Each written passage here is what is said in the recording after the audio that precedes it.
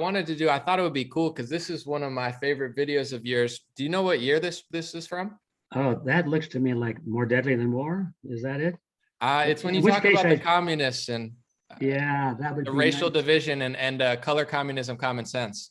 yeah, that would be 1969, I believe. Wow. We're going to play the clip and then I just want to get your reaction to it because it's gone viral recently because of the accuracy of what you were talking about versus really what happened, I think, in 2020 with the riots and such. We'll play it and then I wanted to see your reaction. As early as 1928, the communists declared that the racial differences among our people constituted the weakest and most vulnerable point in our social fabric.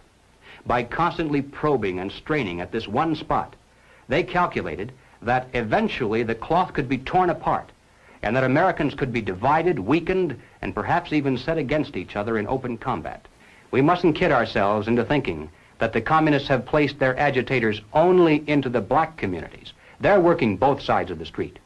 They want hatred, violence, and bloodshed between the races, and they don't care how they get it or whom they use, even children if necessary. Here is a book that I think ought to be in every home library. It's entitled Color, Communism, and Common Sense by Manning Johnson. He joined the party as a young man because he honestly believed that the communists were trying to improve the conditions of his people.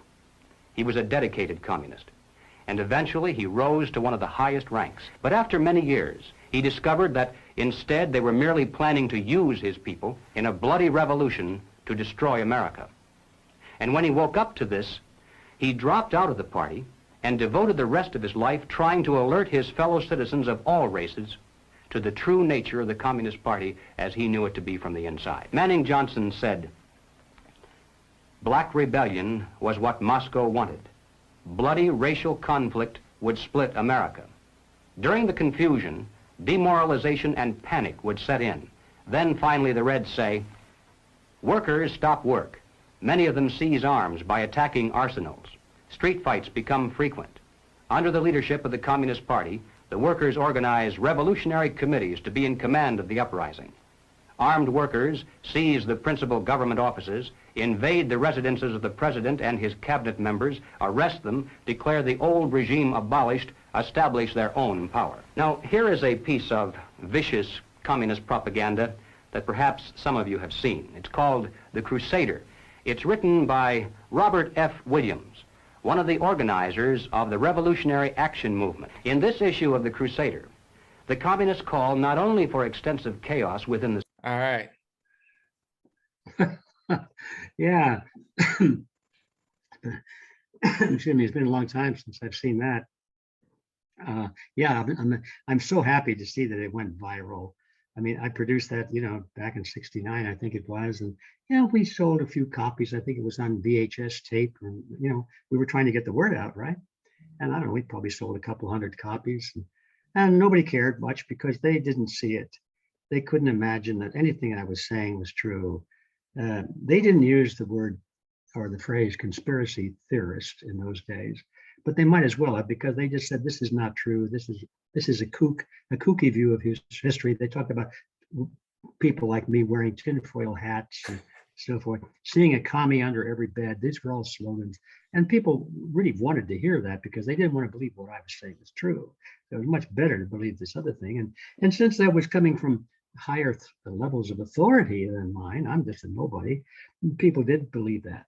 So the video languished, it just sort of sat there, and then years later, decades later, somebody called me on the phone and said, "Hey Ed, one of your old videos is going viral on the internet?" I said, "No kidding, which one?" And they told me. I said, "What was that?" "Oh yeah, I remember that." And so that's how it happened. Because now, as I mentioned before, people can see it now. It's right in your face. But in those days, it was across the ocean and around the horizon and in a different era, all that stuff. So my reaction to that is I'm delighted that this is going viral. And I just hope that everybody sees it and realizes that this is conspiracy, not theory, but history. This is, and the conspirators themselves make no bones about it. They do write their own stuff. You saw me referring to some communist pamphlets and booklets that they themselves published. It's amazing because all of these conspirators at some point have to put their ideas either into print or they have to deliver them verbally to somebody.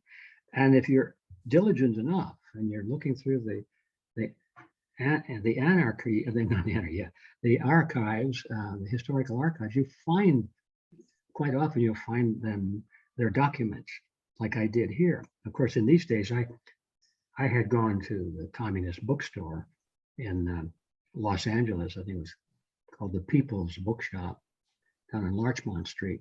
And I hung out with the comrades for a little while, letting them think that I was really interested in possibly joining their ranks. I didn't really tell them that, but they assumed that was the reason I was there.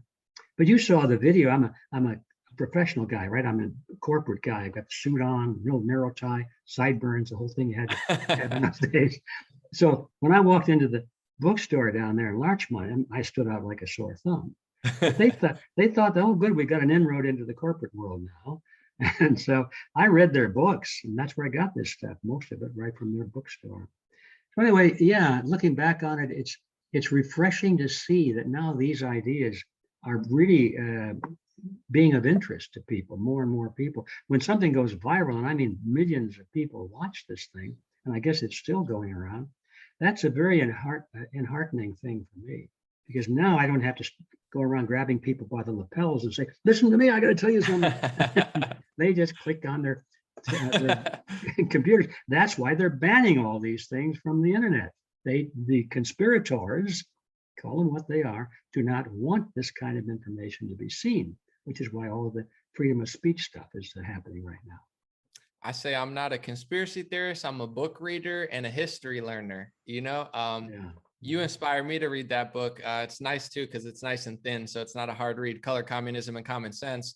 I've made some videos about it, got a lot of views. A lot of people told me to read it. Do you remember that book? Because when I read it, I was like, wow, it was so clear, so concise, and very relevant to what's going on. And it was written in the early 1900s. Yeah. Yeah, Manning Johnson was quite a guy. I never did have a chance to meet him in person. I think he was already deceased by this time, but there have been others that have come out and told their story as well.